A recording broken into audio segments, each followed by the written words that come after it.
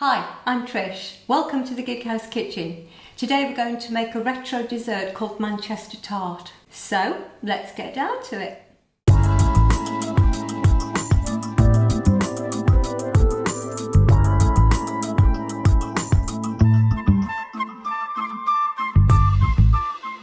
Now, Manchester Tart is a very old dessert, but it's really delicious because it's full of custard, cream, jam and coconut, so what's not to like? You start off with 4 pastry cases. I've made some small individual ones, and this is just shortcrust pastry. If you want to know more about how to make enriched shortcrust pastry, you can check out our mince pie video, which is in the corner.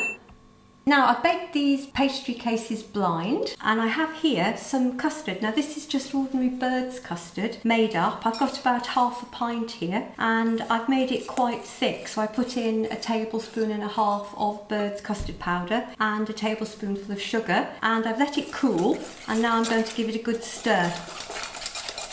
We want a really rich, flavoursome custard. So to the cold custard that I've got here, I'm going to add about 3 tablespoons full of cream. Now, this is double cream because we want it to thicken. So obviously double cream will do that, whereas single cream won't. So again, give it a stir.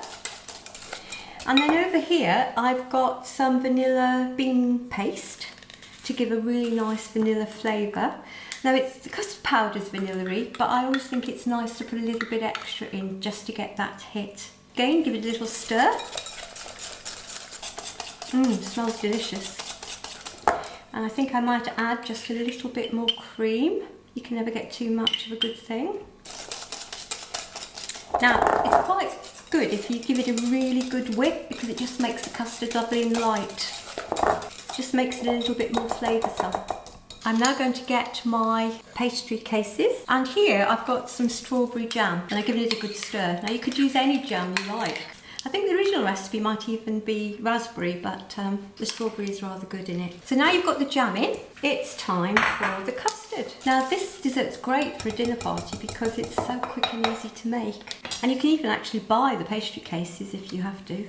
So now I'm going to put the custard in to the mixture. Lovely jubbly. How nice is this?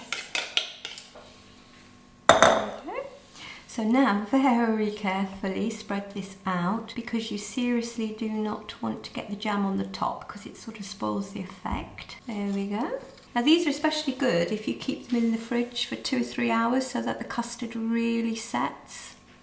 And then here we have some desiccated coconut. I've toasted this under a grill for literally 30 seconds. You don't want to leave it for too long because it's got sugar in it, will burn very quickly. And what I'm going to do is just spread it over the top of each dessert. It may seem a lot, but when it's got all the custard and the jam, you won't taste it if you don't put a fair amount on. So now I'm going to put these in the fridge to chill right down for a little while, and so I'll see you in a minute.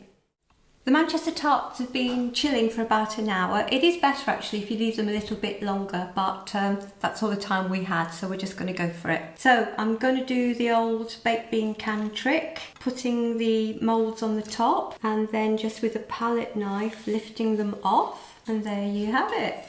On to the next one. There we go. So there you have it, 4 delicious Manchester Tarts. Thank you for joining us. If you enjoyed this video, please remember to like and subscribe. See you next time in the Gig House Kitchen. Bye.